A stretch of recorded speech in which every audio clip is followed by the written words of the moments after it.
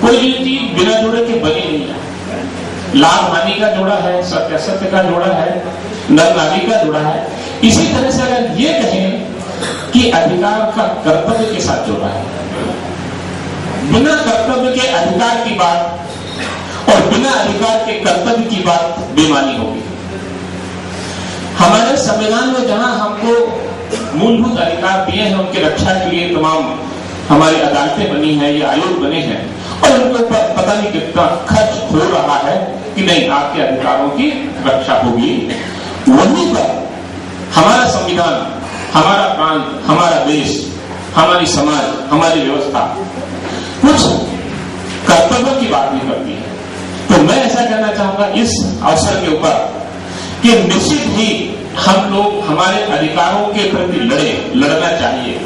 लेकिन उसके पहले एक बात कहता हूं कि हमें अपने कर्तव्य पर भी खड़े उतरना चाहिए। और आज एक बात इस मंच के माध्यम से कहना चाहूंगा कि हमारा जो देश है, हमारा देश एक प्रगतिशील देश है। हमारा देश ऐसा कहें कि आजादी के बाद से आज तक विभिन्न पहलुओं पर कई तरह की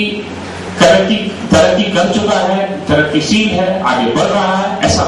देख रहे हैं, सुन रहे हैं, समझ रहे हैं। लेकिन इसके साथ साथ एक बात यह भी है कि निश्चित ही आप देखेंगे चाहे समाज में, हमारे मोहल्ले में, हमारे गांव में, हमारे शहर में, जब कोई विकास करेगा, एक साधारण जो विकसित है उसकी बात छोड़ दीजिए, जब कोई विकास करेगा, जब कोई व्यक्ति आगे बढ़ेगा, चाहे हमारे प्रोफेशन में देख लें, चाहे और सामान्य सी बात है, जो व्यक्ति बहुत साधारण सा व्यक्ति है और जब वो विकास करता है किसी भी क्षेत्र में और जब आगे बढ़ता है, तो सबसे ज्यादा तकलीफ किसे होती है? सबसे ज्यादा तकलीफ जो संपन्न है, जो विकसित लोग हैं, उन्हें होती है। और फिर वो संपन्न लोग, वो पूर्व से विकसित लोग किसी भी प्रकार से चाहे कानून को अपने हाथ में लेकर, चाहे विध्वंस करके, बेईमानी करके, किसी भी तरह से, जैसे एक उगते हुए पौधे के ऊपर लात रख के कोई रौंद देता है, उसे समाप्त कर देता है, इस तरह से विकसित लोग, पूर्व से विकसित लोग, संपन्न लोग उस व्यक्ति के निखार को, उस व्यक्ति के जो प्रोग्रेस है, उसे हमेशा हमेशा के लिए समाप्त कर देना चाहते हैं, ताकि उनके लिए कोई चुनौती बन करके उनके जैसा सामने न आ जाए। जैसे अपने गांव की देहात की भाषा में अगर कहें कि अंधों में जो है काणे राजा, ऐसा होता है। तो जो काणे राजा है वो कभी नहीं चाहते कि कोई दोनों आंख वाला आ जाए, क्योंकि दोनों आंख वाला आ जाएगा तो एक आंख वाले की कीमत खत्म हो जाएगी, क्योंकि सारा समाज अंधा है और वो एक आंख वाला, इसलिए उसकी कीमत बनी हुई है। तो ऐसा इस तरह से लोग उस सारी व्यवस्था को चौपट कर देना चाहते हैं। इसी तरह से अगर मैं ये कहूं, बल्कि थोड़ा सा वकील होने के नाते हमारे को पहले दीवानी भी लगती है, तो संशोधन की दरखास्त देने की आदत है दोनों, तो संशोधन थोड़ा सा करना चाहूंगा। आप जो अधिकार की बात कर रहे हैं, बहुत अच्छी बात कर रहे हैं, करना चाहिए इसे, और बहुत दूर तक ग्रामीण अंचलों में इस कार्यक्रम को ले जाना चाहिए, वहां के लोगों को सजग करना चाहिए, सतर्क करना चाहिए। लेकिन इसके साथ साथ आप अगर इसमें एक चीज और जोड़ दें कि देश के प्रति हमारा कर्तव्य है, इसे जोड़ें आप आपके कार्यक्रम में जोड़ना चाहिए, क्योंकि जब बैलेंस होकर के चलेंगे, चेक एंड बैलेंस की थोड़ी हमें गलत हो गई, हम हमारे अधिकारों के प्रति सजग हो निश्चित, लेकिन हमारे कर्तव्यों पर भी हम खड़े उतरें। और निश्चित ही मैं तो ये कहता हूं कि जब तक हम अपने कर्तव्यों पर खड़े नहीं उतरते, तब तक हमें जो है अपने अधिकार की बात करने का भी अधिकार नहीं है। आज जिस विषय में अभी जो बात कर रहा था कि निश्चित ही चूंकि हमारा देश विकासशील देश है, इसलिए जो विकसित देश है, जो पूर्व से विकसित देश है, वो नहीं चाहते कि हमारा हिंदुस्तान विकास करे और विश्व की नंबर 1 की ताकत बने। और इसलिए अगर ये कहूं कि हमारे देश को जिस तरह से बाहर से खतरा दिखता है,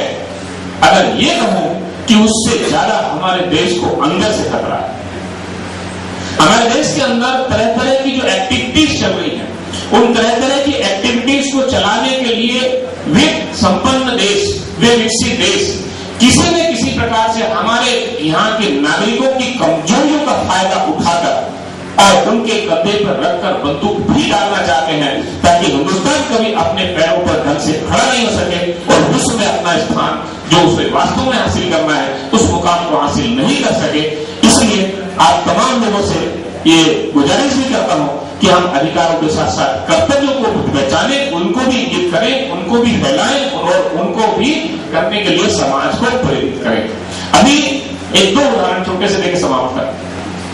जैसे हम देख रहे हैं अभी गुजरात का साबरुद्दीन वाला जो मैटर है, निश्चित ही अगर मैं ये कहूंगा कि ह्यूमन राइट्स की बात अगर नहीं होती तो शायद ये मुद्दा जो माननीय सर्वोच्च न्यायालय के द्वारा सीबीआई को उस केस का इन्वेस्टिगेशन दिया गया है, शायद ये बात नहीं आती। इसके बहुत गहराई में अगर हम जाएं तो ह्यूमन राइट्स की बात कहीं ना कहीं आती है, क्योंकि उसका कारण सीधा सा है कि और जो पढ़ने में आता है, सुनने में आता है, उनका उसका व्यक्तित्व जो था उसके बारे में जो देखने को आता है, काफी बहुत बड़ा क्रिमिनल रिकॉर्ड रहा है, इलीगल एक्टिविटीज में भी वो व्यक्ति रहा होगा इन्वॉल्व, ये अलग विषय है।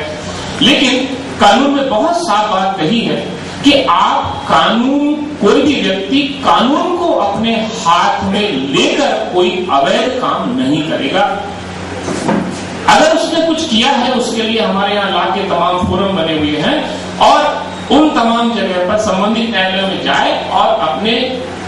हित की रक्षा के लिए वो लड़े कि वास्तव में उसे किसी मामले में अगर प्रोसिक्यूट किया गया है तो वो उस मामले में दोषी है या नहीं है, उसके लिए तमाम न्यायालय बनी हुई। तो अगर किसी व्यक्ति ने गलत किया है तो उसको सजा देने के लिए अदालतें हैं, वो सजा देंगी। और उसमें भी हमारे यहाँ तो ये व्यवस्था है कि अगर एक अदालत से अगर आप जो है आपका मन नहीं भरा तो आप ऊपर तक जा सकते हैं, अदालत का फैसला होता। लेकिन कदापि किसी भी व्यक्ति को ये अधिकार नहीं है कि अमानवीय तरीके से किसी व्यक्ति के साथ इस तरह का कोई अत्याचार करते या कुछ लोग मिलकर के किसी तरह की योजना बना करके और किसी व्यक्ति का खात्मा करते। मेरे ख्याल से यह पृष्ठभूमि पूरी उस मामले में है। और निश्चित ही ये बात कहें कि अगर मानव अधिकार की बात अगर नहीं होती, ये चीज उसकी जड़ में अगर नहीं होती, तो शायद इस मामले का इन्वेस्टिगेशन सीबीआई को नहीं लिया जाता। एक तरफ तो हम इस पहलू को देखें, ये एक अधिकार की बात हुई, उनकी जो विधवा हमारी बहन है उन्होंने अपनी बात को माननीय सर्वोच्च न्यायालय के समक्ष रखा और अंत को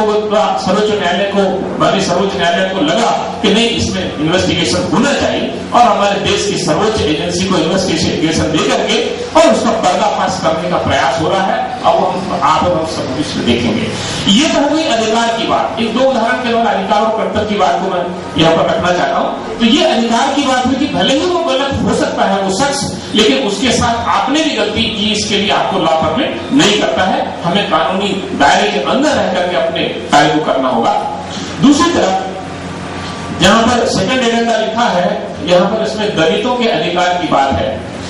हमारे दलितों और आदिवासी भाइयों के अधिकार की बात करें तो निश्चित ही अभी श्याम भाई ने जो बात कही थी